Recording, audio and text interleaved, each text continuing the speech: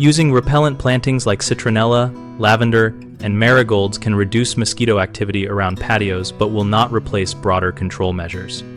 Start with site selection and plant health because the strongest benefit is a localized barrier within a few feet of seeding areas.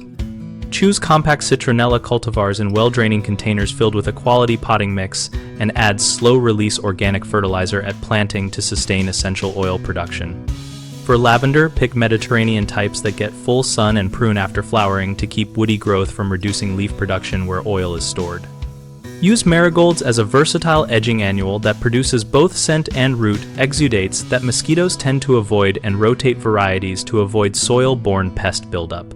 Water deeply but infrequently so. Plants develop robust root systems and avoid surface dampness that can attract other pests. Leach salts from container soils every 2 months to prevent decline. Combine these plantings with routine removal of standing water, close-fitting screens, and targeted professional controls when mosquito pressure is high to achieve reliable results. Common mistakes include overestimating coverage, so people place a few pots and expect yard-wide protection.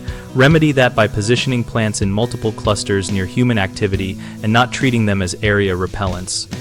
Another issue is poor plant maintenance, which reduces scent production and plant vigor. Keep up with regular pruning, feeding, and pest checks, and replace declined plants promptly. A third frequent problem is relying solely on aromatic plants during heavy mosquito seasons.